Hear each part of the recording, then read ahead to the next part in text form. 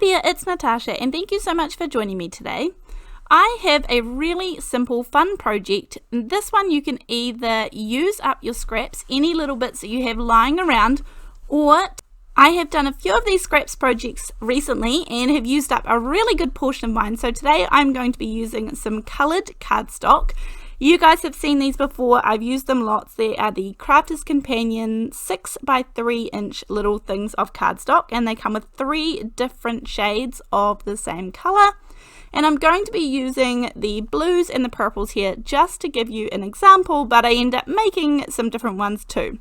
So I've got a couple of finished cards at the end of this video.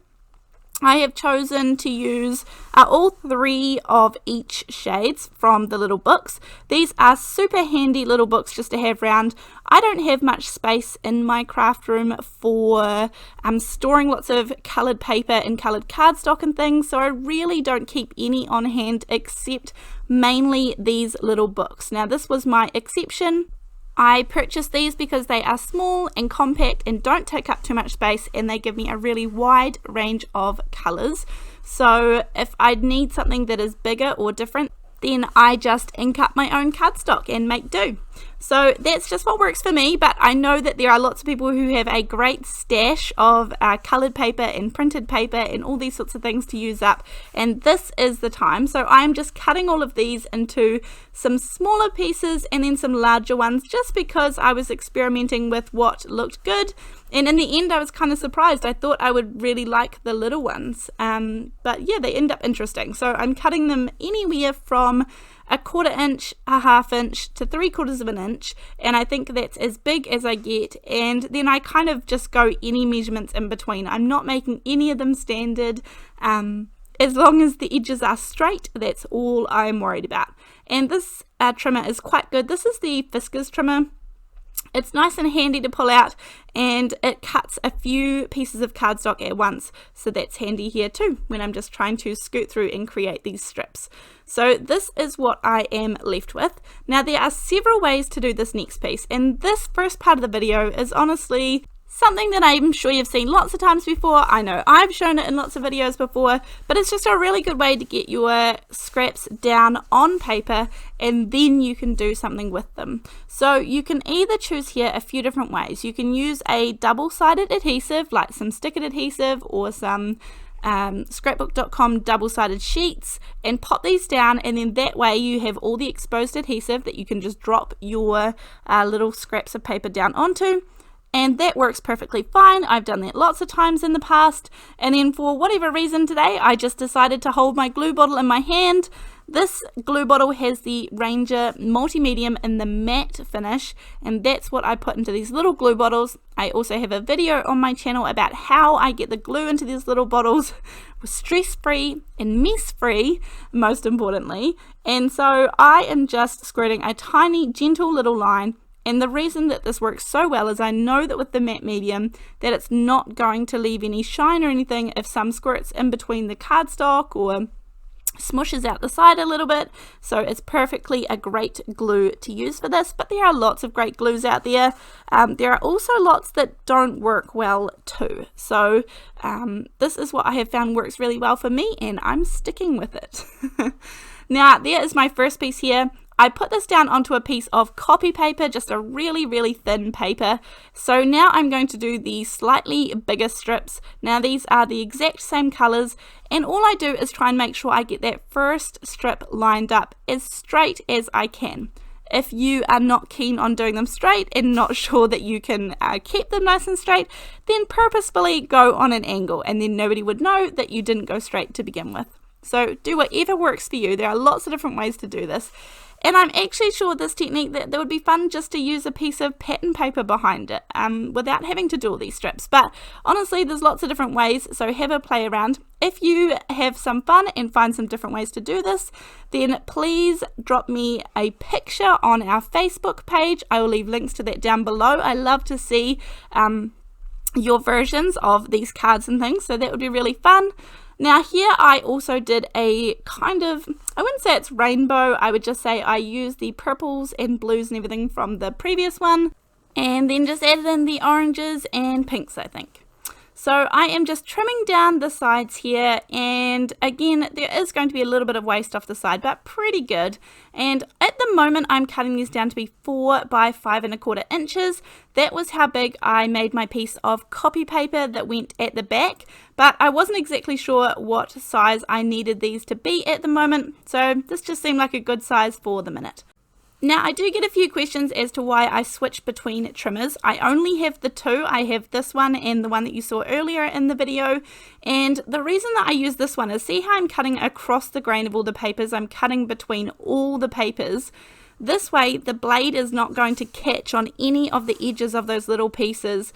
With this little guillotine trimmer, it definitely makes it so much easier, and this does give a really clean cut. So I definitely love having the two different trimmers. Now here's my panels all cut up, and here's the next part, which is super easy. All I'm going to do is tear this paper. Now this paper here happens to be the 110-pound cardstock, so it is a little bit heavier weight, but it will work with a lighter weight paper as well. This is just what I had sitting there, and this is going to go across the middle. Now just wait, it will end up looking really good. These cards end up looking really neat, and I had a whole lot of fun. We're going to add a little something to this as well, just to make it a little more special.